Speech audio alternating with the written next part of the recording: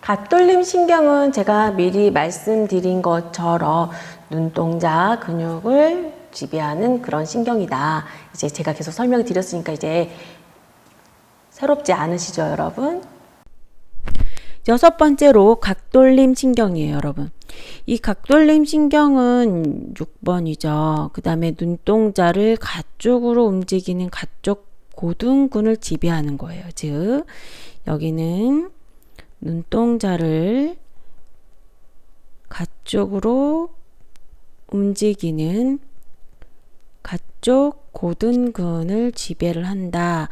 여기 여러분들이 이렇게 기억을 하시면 되고요. 갓돌림 신경은 다리내하고 숨내 이음부에서 나온다. 여러분들이 이렇게 기억하시면 되는데, 여기 제가 이렇게 그림을 그렸는데 다리내하고 숨내 경계 이 지점에서 나온다라는 거 여러분들 기억을 해 주시고요. 눈으로 가기 위해서 얘네들이 위로 이렇게 뻗어나가는 거예요. 위로 올라가는 거예요. 왜냐하면 이 눈 부분이 이 뇌줄기보다는 위쪽에 있다 보니까 위쪽으로 올라가게 되고요.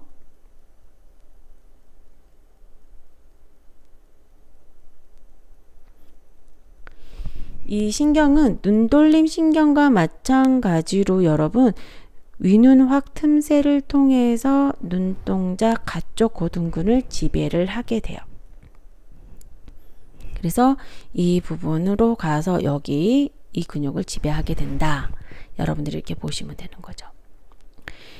이 갓돌림 신경의 핵은요, 다리 내에 위치하지만 중간 내에 위치하는 다른 눈동자 움직임을 운동신경핵처럼 중간에 가까운 다리 내에 위치하고 있다라고 보시면 되세요. 그림으로 보시게 되면 여기가 중간 내 부분이라고 보시면 되시고, 여기가 다리 내 부분이라고 생각을 하시면, 여기가 뇌줄기예요, 여러분. 그러면 여기가 갓돌림 신경세포가 있는데, 이 갓돌림 신경세포는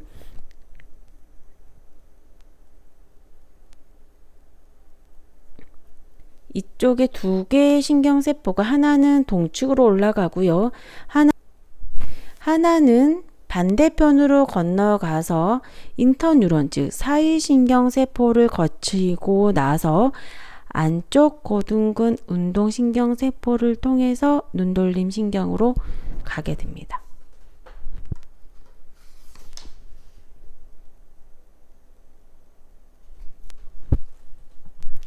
즉 갓돌림 신경세포가 여기 갓돌림 신경세포가 우리가 두 개가 있는데, 하나는 동측으로 올라가서 가쪽 고등근, 여기 가쪽 고등근을 지배를 하고요.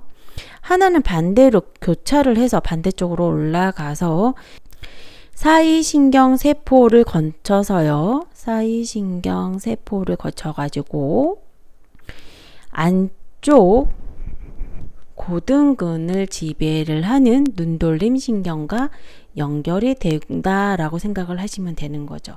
즉 이렇게 관여를 하고 있다, 여러분들이 기억을 해주시면 되겠어요.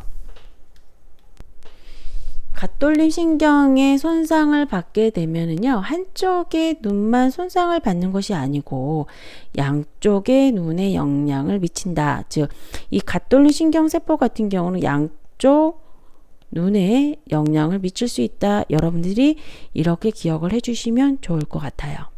얼굴 신경은요, 3차 신경과 더불어 아주 다양한 기능이 있다라고 제가 먼저 설명을 드렸었는데, 이 부분은 여러분들 우리가 아주 앞에서 제가 설명드렸던 것처럼 벨시팔시즈, 안면마비랑 아주 밀접하기 때문에 여러분들 꼭 기능을 숙지해 주시고요.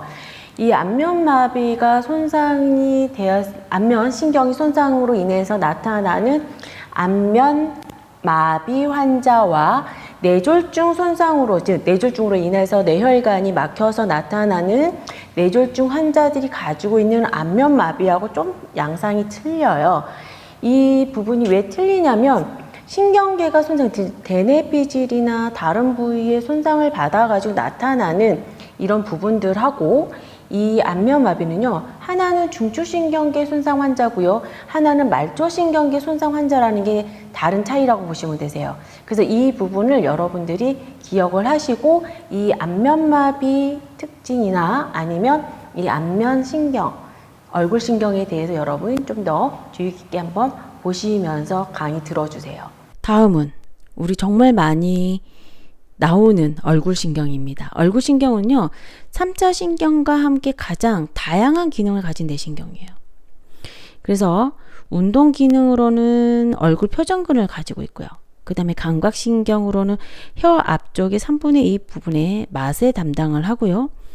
그 다음에 일반 내장운동신경의 역할을 하면서 눈물샘, 혀밑샘, 아래턱 밑샘, 콧샘, 입청장샘의 샘물을, 즉 샘 부분에 영향을 미치는 기능을 하는 거예요.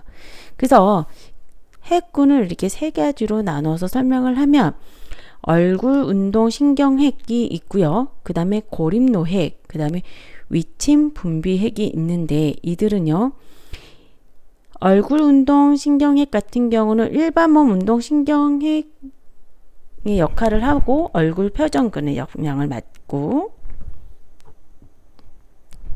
고립노핵 같은 경우는 특수 내장 감각 신경을 해서 혀 앞쪽에 3분의 2의 맛을 알게 되는 거죠. 그 다음에 일반 내장 운동 신경핵은 위침 분비핵으로부터 신경이 나오는데 눈물, 혀, 아래턱, 코, 그 다음 이첨장샘에 영향을 미치게 됩니다.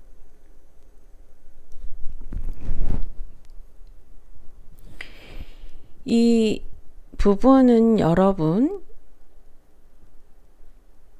어디냐면은 숨내가 되겠어요. 그쵸? 여러분 이제 올리브 핵도 있고 다 보이는데, 우선은 여러분 여기서 관심 있게 보셔야 되는 것은 이 빨간색 부분은 여러분 갓돌림 신경핵이에요. 근데 그것보다 앞쪽에 여기 있는 것이 우리가 얘기하는 얼굴 신경이다. 여러분들이 우선은 이렇게 생각을 하시면 되는데, 이 얼굴 신경로를 보시면 이 갓돌림 신경을 한번 거쳐서 이렇게 내려가게 되는 거예요. 이제 빠져나오게 되는 거죠. 그래서 아래쪽으로 방향으로 주행을 하면서 다리내와 숨내 이음부에서 이 부분이 나오는 걸 보이는 거죠. 이 얼굴 신경은 경로는 6개 분절로 나누어서 다시 설명을 할 수가 있는데요. 내줄기 분절, 그 다음에 속기 구멍 분절, 그 다음에 미로 분절, 고실 분절, 그 다음에 꼬치 분절, 관자뼈 바깥 분절로 이렇게 구분이 돼서 보실 수가 있어요. 이 그림에서 보면은 이 내줄기 부분 같은 경우는 얼굴 신경핵군이 이렇게 나와 있는 부분을 얘기를 하고요. 그 다음에 속기 구멍 분절 같은 경우는 내줄기 안에 속기까지를 여러분들이 생각을 하시면 되세요. 그 다음에 미로 분절 같은 경우는 속기에서 무릎 신경절까지 여러분들이 무릎 신경절이 여기인데 여기까지 생각을 하시면 되시고요. 그 다음에 고실은 무릎 신경절에서 피라미드 융기까지 부분이라고 보시면 되세요.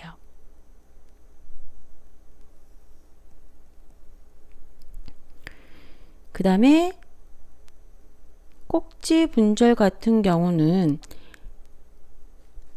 피라미드 용기에서 붓꽃지 구멍까지 보시면 되는데, 여기가 붓꽃지 구멍, 여기가 붓꽃지 구멍이죠.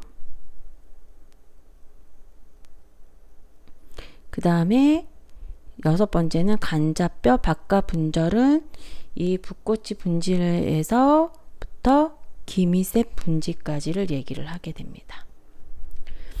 감각과 몸운동, 자율신경계 운동신경으로 구분을 할 수가 있는데 이 운동핵에서 나오는 첫 번째 얼굴 표정군 같은 경우는요, 여러분 이 부분이 해당이 되시는데 이것을 운동과 관련된 운동 신경이다라고 보시면 되시고요. 이 얼굴, 눈 부분과 턱 밑부분, 그 다음에 코 이런 샘들을 작용하는 감각신경로가 있고요. 감각신경이 있고 그 다음에 맛을, 혀에 가서 맛을 감당하고 있는 내장 운동이죠. 자율신경성 운동신경이 있다. 여러분들 여기서 여기까지 기억을 하시면 될 것 같아요. 그렇다 그러면 이 얼굴 신경 같은 경우는 머리뼈 안에 얼굴 신경이 크게 세 가지 신경으로 나누어지는데 하나는 큰바위 신경, 그 다음에 등자신경, 그 다음에 고실근 신경이 있는데 큰바위 신경 같은 경우는 무릎 신경절에서 나와서 눈물샘을 자극하는 신경이고요. 등자신경은 중간기에 있는 등자근을 지배하는 신경, 고실근 신경은 아래턱샘과 혀밑샘을 지배하는 침샘을 분비시켜주는 신경인데 특히 여기 혀 앞에 3분의 2 맛을 감지하는 신경이라고 보시면 되세요. 그래서 한번 볼게요. 이 그림으로 통해서 우리가 볼 건데 우리가 이 운동신경의 이 부분은 운동신경액이고요. 그 다음에 이 윗부분은 위침 분비핵이에요. 그 다음에 아랫부분은 고립노핵인데 이 부분을 우리가 고립노 다발이라고 얘기를 합니다. 그 다음에 이 부분을 아까 계속적으로 뭐 무릎신경절 제가 계속 얘기를 말씀을 드렸는데 여기가 무릎신경절이 되겠어요. 여기서 세 개의 분지로 나누어지게 돼요. 이렇게 하나가 내려오고 그 다음에 파란색 연두색은 이렇게 가게 되고요. 이렇게 다시 오고 그 다음에 또 하나가 어디로 내려오냐면은 이렇게 내려오죠. 이거는 운동신경이에요. 그리고 이 초록색 부분에서 우리가 얘기하는 고실근 신경이 되겠는데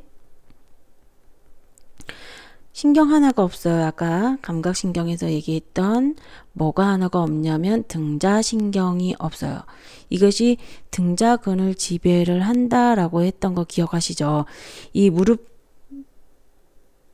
이 부분에서 이렇게 하나가 튀어나오게 되는데 이 부분이 나중에 등자근을 지배하는 신경이 되겠어요. 그래서 여기는 등자신경이 되겠어요. 여러분들 책에는 이 부분이 빠져 있을 거예요. 그 다음에 이 파란색으로 아까 갔던 이 부분에서 고립노핵에서 와가지고 무릎 신경절을 통해 가지고 밑으로 내려가서 혀로 가서 내려가는 것을 우리가 고실근 신경이라고 다시 말씀을 드리는 거고요. 그 다음에 콧샘과 입천장샘과 그 다음에 눈물샘을 지배를 하는 것을 우리는 큰바위 신경이라고 얘기를 하는 거예요. 마찬가지로 혀밑샘, 턱밑샘도 있죠.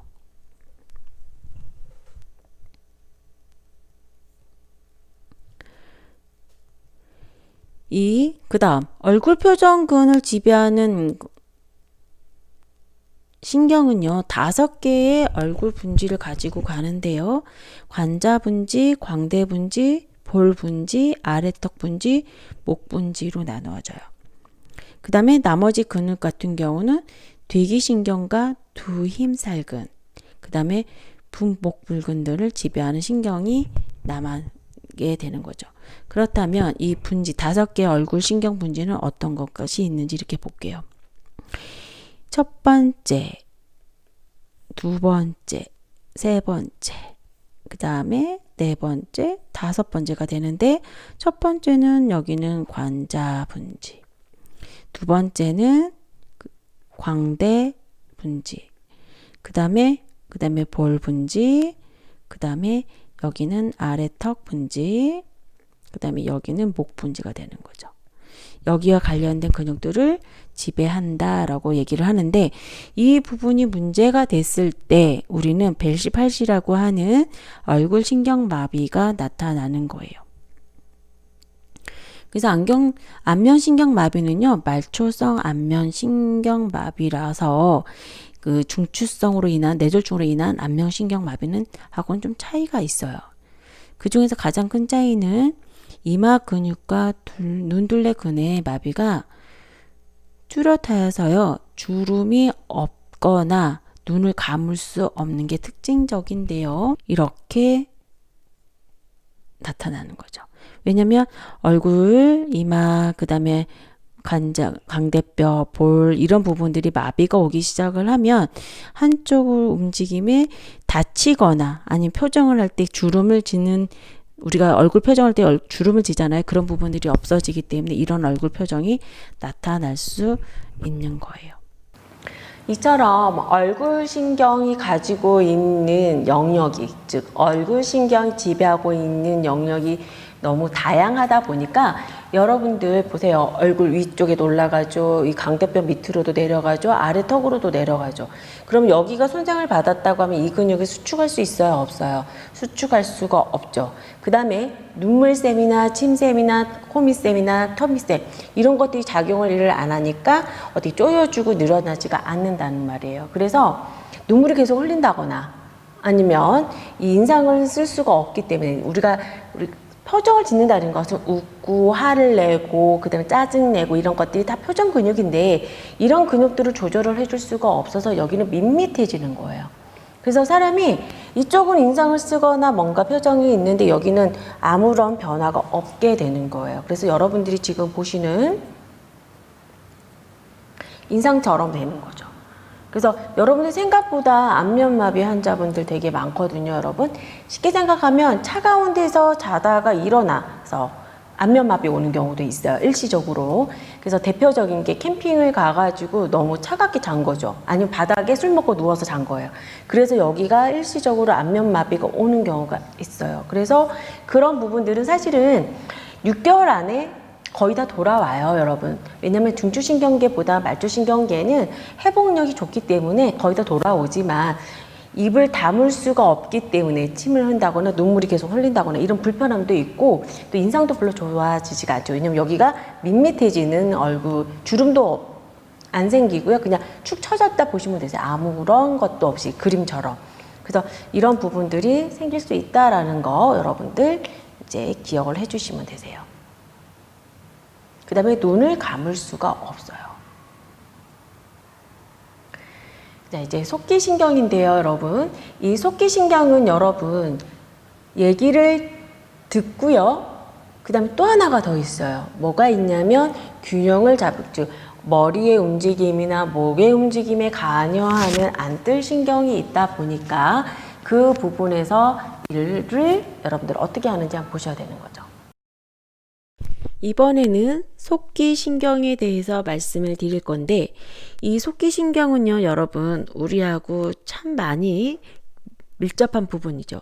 이 부분에서 우리가 얘기하는 균형 감각을 많은 부분에서 차지를 하게 되는데, 자, 우선 이 속기신경에 대해서 좀 더 깊게 생각을 해볼게요.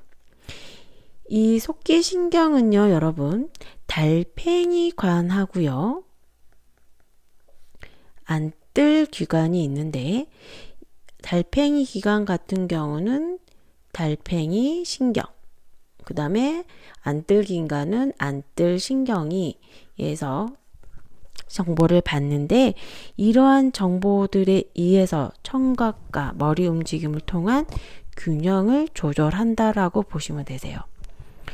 그렇다고 하면 안뜰 기관과 달팽이 기관은 어떤 차이들이 있는지 한번 볼게요. 이 달팽이 관 같은 경우는요, 청각을 감지한다고 제가 미리 말씀을 드렸었는데, 우선은 위치를 한번 볼게요. 이 위치는 달팽이 기관을 이렇게 떼서 보면 3개의 구멍으로 구성이 되어져 있고요. 여기는 하나는 안뜰 계단, 중간은 중간 계단이라고 하기도 하고요. 여기는 뭐라고 하냐면은 달팽이 관이라고도 합니다. 세 번째 같은 경우는요, 고실 계단이라고 하고요. 또한 이 달팽이 관은요, 여러분, 이 안뜰 기관보다 앞쪽에 위치가 되어져 있고요. 이 중간 계단인 달팽이 관에는 우리가 여기 가운데 부분에 있는 이 부분은 우리가 코르티 규관이라고 하는데요. 여기는요, 청각을 감지하는, 즉 소리를 감지하는 털세포가 존재하게 돼요. 이들 세포는요, 소리가 나면 진동이 생기는데 그 진동에 의해서 체액의 흐름이 생기는데 그것을 감지할 수 있는 기능을 가지고 있다. 여러분들이 그렇게 생각을 하시면 되고, 여기와 연결되어져 있는 이 부분을 우리는 뭐라고 하냐면 뇌신경 8번의 중에서 달팽이 신경이 되겠어요. 다시 앞쪽으로. 그럼 두 번째 안뜰 기관은요, 머리 움직임을 감지한다고 그랬어요. 이 머리의 움직임을 감지하는 것은 두 개의 구성으로 되어져 있는데 반고리관과 기돌기관이 있어요. 근데 기능이 좀 틀려요. 반고리관 같은 경우는 머리의 가공동을 감지하고요. 기돌기관은 선 움직임, 그 다음 위치를 감지한다라고 보시는데, 우선 또 구조를 한번 보도록 할게요. 구조는 이런 모양을 가지고 있는데,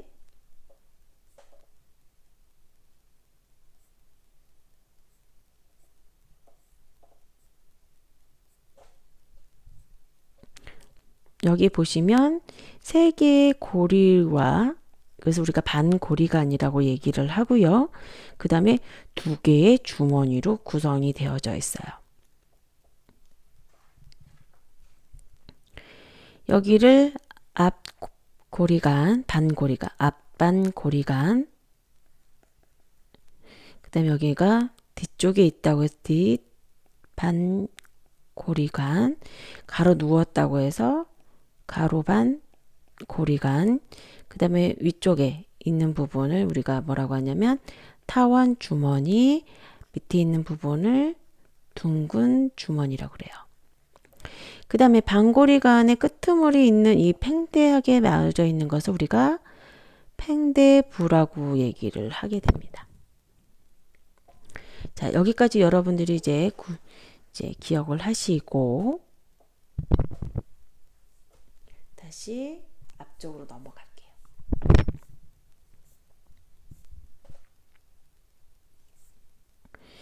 이것처럼 반고리관 같은 경우는 여러분 세 개로 구성이 되어져 있는데, 다시 설명을 드릴게요. 앞쪽에 있다고 해서 앞반고리관, 뒤쪽에 있다고 해서 뒷반고리관, 그 다음에 가로 반고리관이 있다. 이 세 개가 있고 그것의 끝 지점에는 팽대부가 있다. 제가 설명을 드렸죠. 그 다음에 기돌기관 같은 경우는요, 둥근 주머니와 타원 주머니가 있는데 이들 같은 경우는 머리 위치와 선운동을 감지한다. 이미 한 번 더 제가 설명을 드렸었고, 그 중에서 타원 같은 경우는 타원 주머니하고 둥근 주머니가 있는데, 타원 주머니 같은 경우는요, 여러분, 머리의 수평 움직임, 둥근 주머니 같은 경우는 머리의 수직 움직임을 감지한다 보시면 되세요. 그리고 기돌기관 같은 경우는 이 털세포가 평형반에 존재하고요. 그 다음 반고리관 같은 경우에 털세포는 팽대부에 존재를 한다라는 거, 여기까지 여러분들 기억을 해주고 다시 그림으로 넘어갈게요.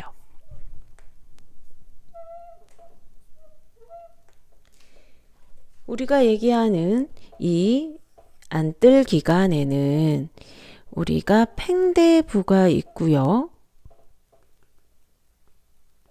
그 다음에 평형반이 있어요.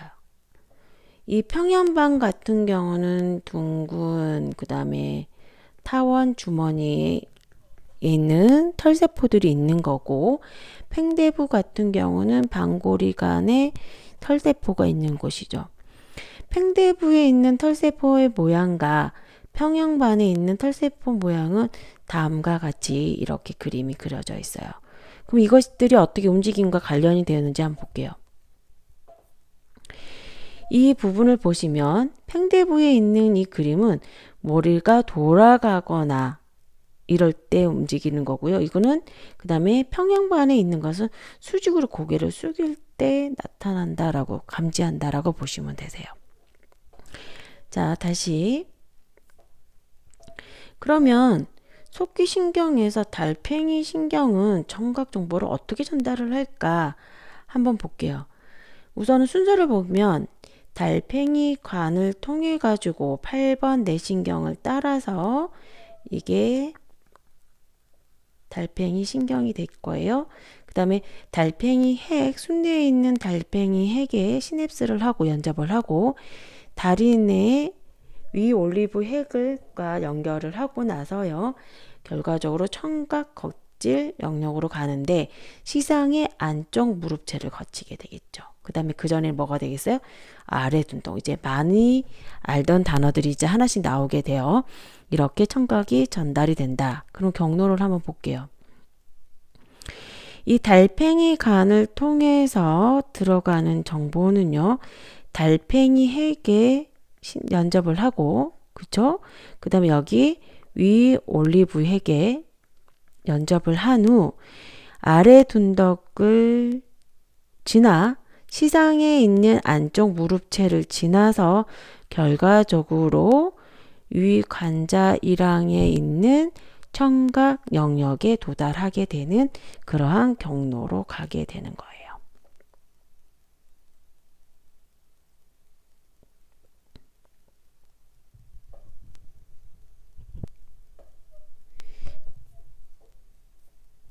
그렇다면 안뜰신경의 경로는 어떻게 되는지 한번 봐야 되는데 이 안뜰신경은 세 개의 분지로 나누어지게 돼요.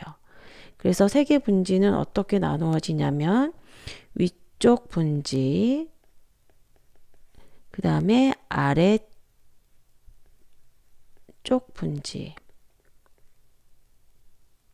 그 다음에 뒤쪽 분지로 나누어지고요.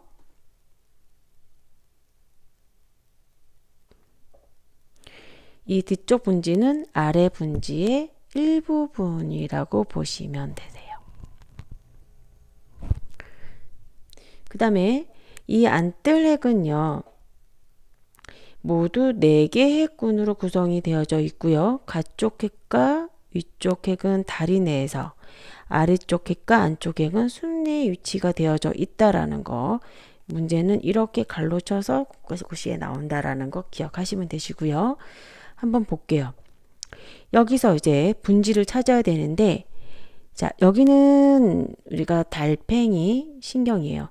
달팽이 신경하고요, 안뜰 신경은 같이 나란히 나가게 돼요. 그래서 이 두 가지를 가지고 우리가 속기 신경이라고 하는 겁니다. 그래서 첫 번째, 여기를 위쪽 분지고요. 아래쪽에 있다고 해서 안쪽, 아래쪽 분지가 되는 거고요.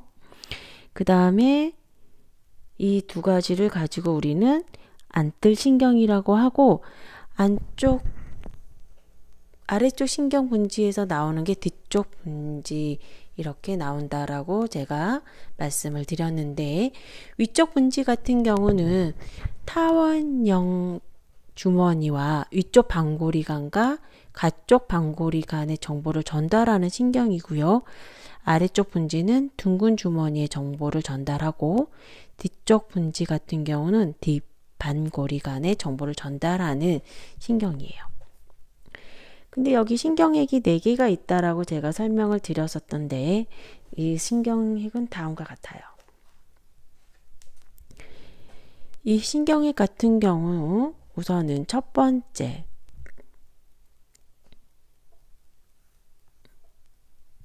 위쪽 핵이고요. 그 다음에 여기는 가쪽 핵이에요.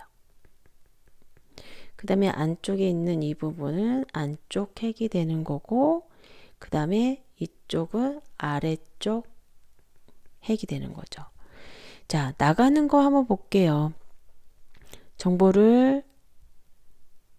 어떻게 정보를 받는지. 자, 보시면 팽대부에 있는 방고리관과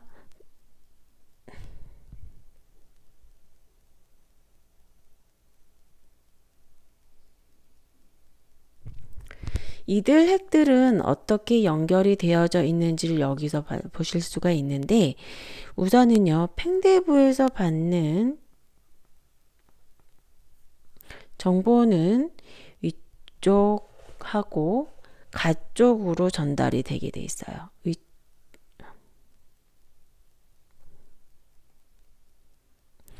팽대부에서 받는 정보는요, 여러분, 위쪽 핵하고요, 그 다음에 안쪽 핵으로 전달을 하게 돼 있어요. 그 다음에 평형반에서 들어오는, 특히 여기는 타원 주머니에서 들어오는 정보 같은 경우는요, 가쪽 핵으로 전달이 되고요. 또한 평형반이 있는 둥근 주머니에서 들어오는 정보 같은 경우는 가쪽과 아래쪽 핵으로 전달이 된다고 보시면 되세요. 그런데 아래쪽 핵군에서 들어오는 정보는요, 일부는 손해로 가고요. 다시 이 손해에서 들어오는 정보, 처리가 된 정보는 다시 안쪽 핵으로 가서 연접을 하게 됩니다. 그리고 이들 안쪽 핵은 방고리관에서 들어오는 정보를 모은다고 말씀을 드렸죠. 그 다음 이 정보가 결과적으로 어디로 가냐면, 어디로 가요? 갓돌림 신경핵과 연접을 하고, 이들 갓돌린 신경핵은 어디로 가냐면은 눈돌림 신경핵 복합체로 가서, 또한 일부는 도르래 신경핵으로도 가게 돼요. 그래서 뭐와 관련돼 있냐?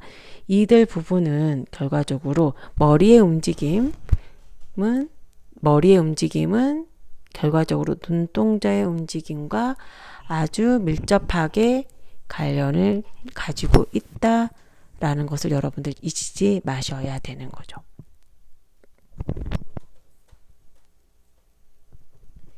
이걸 다시 정리를 해보면은요, 달팽이 핵은 이렇게 두 가지가 있고, 등쪽 달팽이 핵과 배쪽 달팽이 핵.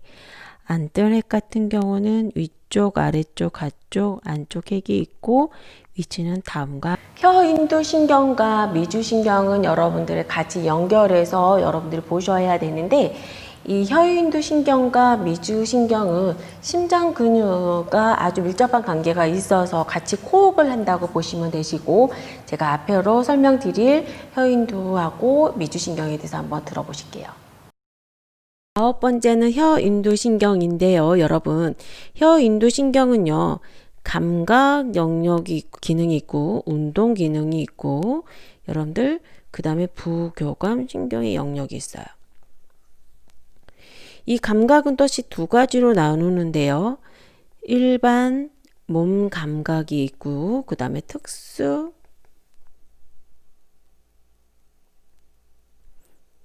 감각을 담당을 하고 있어요. 그 다음에 부교감 같은 경우는요, 기미셈을 지배를 하는 그런 기능을 한다고 보시면 되시고, 운동 같은 경우는 삼킬 때 작용하는 근육을 지배를 한다고 보시면 되세요. 또한 이들 신경은요, 위치가 어디에 되어져 있냐면 숨내 앞쪽에 위치가 되어져 있다. 여러분들 이렇게 보시면 되시고, 한번 볼게요. 제가 부교감 신경이 있고 운동 신경이 있고 일반 감각과 특수 내장 감각 신경이 있다라고 제가 설명을 미리 드렸었는데, 부교감 같은 신경 같은 경우는 기미셈을 작용하는 역할을 해요. 이것을 우리가 작은 바위 신경을 통해 가지고요, 기미쌤을 자극을 하고, 운동신경 같은 경우는 붓인두근, 즉 삼킴과 관련된 근육을 지배를 한다 보시면 되세요. 자, 여기서 좀 관심 있게 보셔야 될 거는 일반 감각과 특수 내장 감각인데요. 이 일반 감각 같은 경우는 중광기, 그다음 편도, 그다음 인두와 혀에서 오는 일반적인 감각을 담당을 하고요. 특수 내장 감각 같은 경우는 맛, 혀의 뒤쪽에 혀 뒤쪽 3분의 1에서 맡게 되는 맛을 감각을 느끼게 되고요. 또 하나는 바로 수용기하고 화학 수용기를 가지고 있어요. 이거는 뭐냐면 특수 내장 감각 신경인데 여기는요. 일반 내장 감각 신경과 연결되어져 있는 목동맥 팽대에 있는 바로 수용기하고 목동맥 토리에 있는 화학 수용기 정보를 전달하는 역할을 한다 보시면 되세요. 이거는 나중에 어디랑 연결이 되냐면 미주신경과 관련해서 여러분들이 이해를 하셔야 되는데요. 그림을 넘겨서 먼저 설명을 드릴게요. 여기가 어디냐면은 목동맥 팽대 부분이에요. 그리고 여기에 어떤 수용기가 있냐면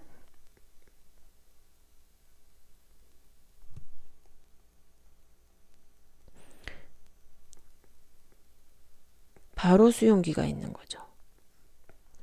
즉 무슨 소리냐면 여기에 9번이 여기와 연결되어져 있고요. 여기서 어디냐면은 심장의 기능을 조절해주는 중추가 있어요. 숨내겠죠, 여러분. 여기는 이 숨내에서 중추에서 다시 10번을 통해 가지고요. 정보를 너 심장 어떻게 조절해? 이렇게 정보를 전달하는 거예요. 근데 정보를 전달만 하는 게 아니고 10번에서 들어오는 정보도 받는 거예요. 즉 미주하고 혀인두신경은요. 심장과 관련된 기능을 같이 한다라고 보시면 되세요. 그 다음에 나중에 또 설명을 드리겠지만 미주신경 같은 경우는 자율신경계 중에서 가장 큰 신경이고 목하고 복부 장기의 감각, 특히 목 같은 경우는 혀, 인두, 후두, 식도, 기관 등과 같은 그런 부분이죠. 그 다음에 가슴, 심장과 폐가 있겠죠. 그 다음 복부는 다른 장기들이 있죠. 이들의 감각과 운동을 담당하는 부교감 신경이에요.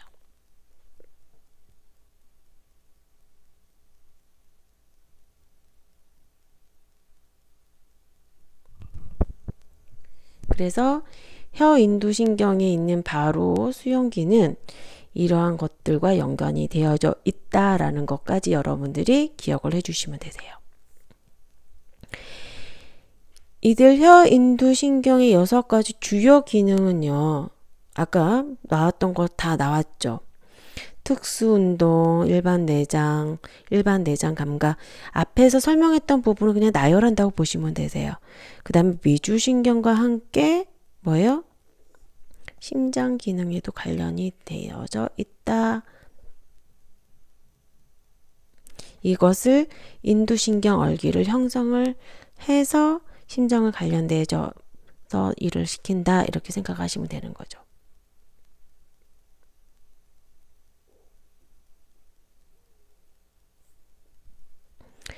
다음은 혀인두신경과 관련된 핵인데 아래침 분비해, 위문해, 고립노해, 척수 3차 신경해 이것들이 어떻게 역할을 하는지 여러분들이 앞에서 설명을 했으니까 이 부분 이렇게 설명하고 넘어갈게요. 그 다음 미주신경 제가 설명을 이미 드렸었죠. 일부를. 그 다음에 이들 미주신경은요. 말초 화수용기 앞에서 혀 인두 수용기가 말초 화학 수용기를 자극을 연결이 돼서 심장과 연결이 된다. 이 설명을 제가 먼저 드렸었는데 이 부분을 통해서 교감신경에도 영향을 가진다. 이렇게 보시면 되세요.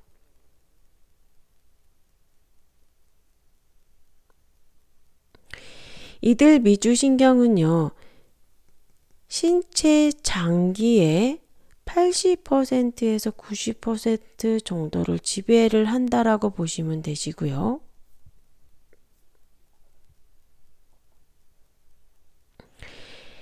미주신경의 핵은 4가지가 있는데 등쪽 핵이 있고요.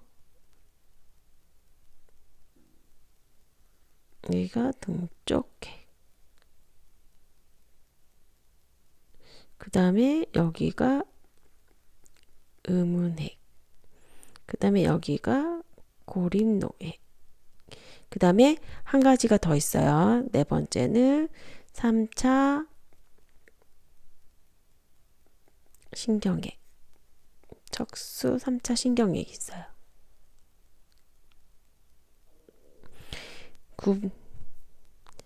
다시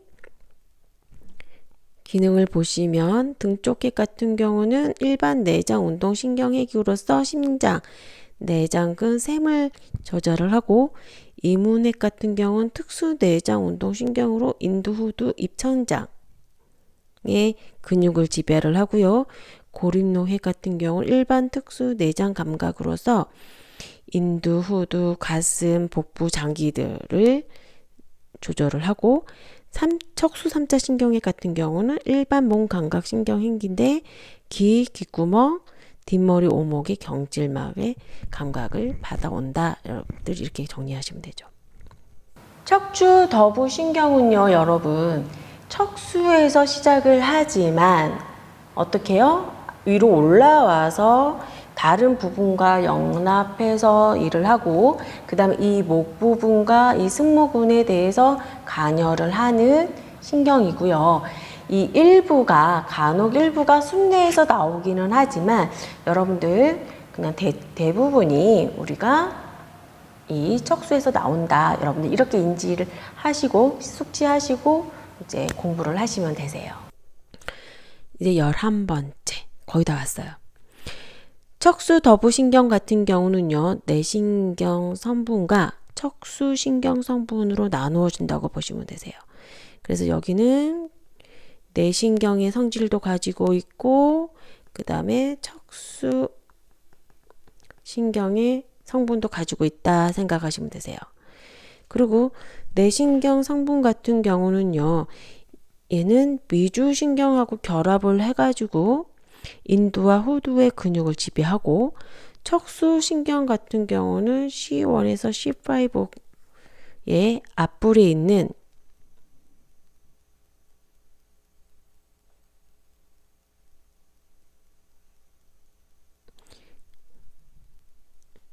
앞불에서 나오는 신경과 관련이 있어 가지고요.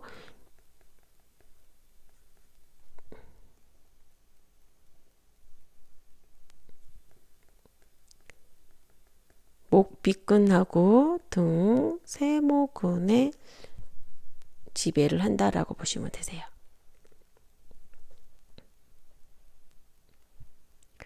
자, 그림을 제가 척수 더부신경을 이제 보여드렸는데 여기서 이제 어떻게 지배를 하는지 한번 보시면 되는데 여기 보시면 이 부분이 우리가 얘기하는 척수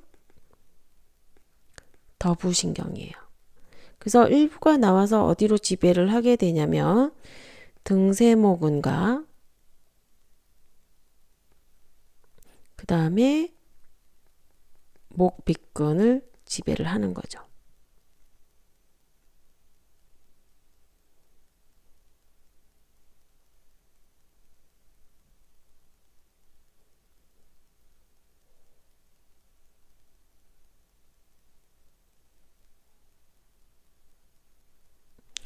그 다음에 일부는 인두와 후두로 그래서 미주신경과 결합을 해서 나타난다.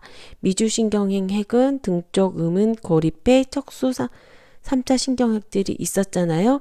이 부분들이 거기에 해당이 되어지는데 이 부분에서 특히 인두와 후두와 관련된 부분에 관여를 같이 한다. 앞에서 설명을 잠깐 드렸었죠.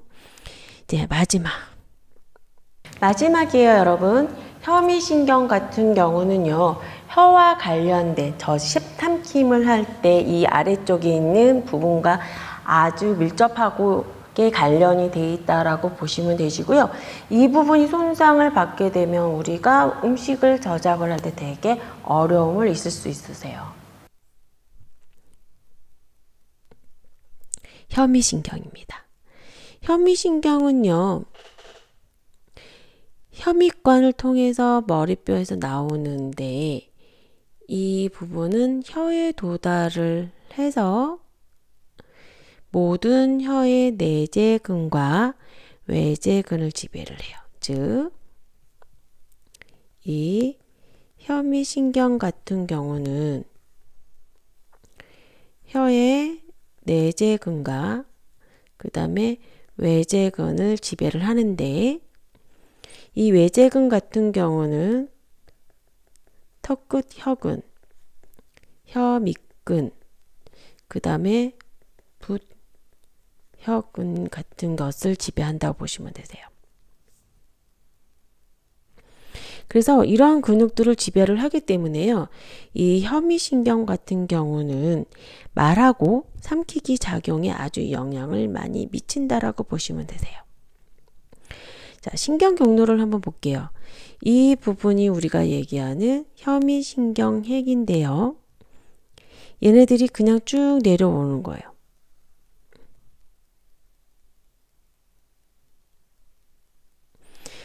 아래 올리브 핵 중간 사이로 내려오고요.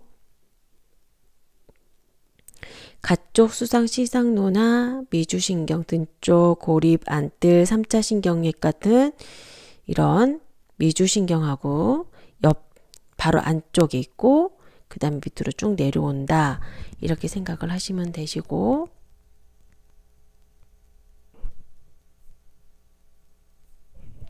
이들 신경은 결과적으로 어디로 가냐면 아래 턱 부분의 밑에 있는 이 부분에 가서 턱끝 혀근과 턱끝 못불근 그 다음에 혀 내재근의 기능을 지배를 해서 우리가 말하고 삼키는 것에 관여를 많이 하는 신경이다 라고 여러분들이 기억을 하시면 될 것 같아요.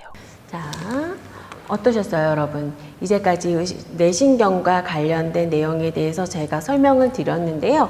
이 부분이 끝나면 이제 척수신경으로 갈 건데, 아, 척수신경하고 뇌신경하고 기능이 이렇게 많이 차이 나는구나, 여러분들 이제 이해를 하실 수 있고, 이걸 보시면서 여러분들 느낄 수 있는 게 무엇이냐면, 이 뇌줄기에서 나오는 이 뇌줄기 신경이 되게 많았었잖아요. 거기에서 나오는 뇌신경의 기능이 이렇게 복잡하고 우리가 실제적으로 내장기관, 그 다음에 호흡을 할 수 있고 이런 부분에 이만큼 많이 관여를 하고 있다. 그래서 제가 중간에 한번 그런 말씀을 드린 적이 있어요. 대뇌나 아니면 대뇌 영역의 다른 부분에 손상을 받은 환자분들보다 뇌줄기에서 손상받은 환자분들이 예후가 아주 안 좋다고 제가 설명을 드린 적이 있었는데 실제적으로 저희가 임상에서 경험을 해보면 여기 손상 환자분들이 예후가 되게 많이 안 좋으셨거든요. 그런데 생각보다 우리가 이 뇌줄기에 대해서 공부를 많이 안 해요. 그래서 여러분들이 이 부분 뇌줄기하고 뇌신경을요 같이 접목하시면서 한 번 더 공부를 해 주시면 좋으실 것 같아요. 자, 여기까지가 이번 주 강의 내용이고요. 여러분들 다음 시간에는 좀 더 많은 양이 다뤄질 거라서 아마 영상이 아마 좀 더 길어질 수 있어요. 여러분 너무 지루하다고 생각하지 마시고 이번 학기 마무리 잘하기 위한 노력이니까 우리 서로 노력하고 우리 또 봬요.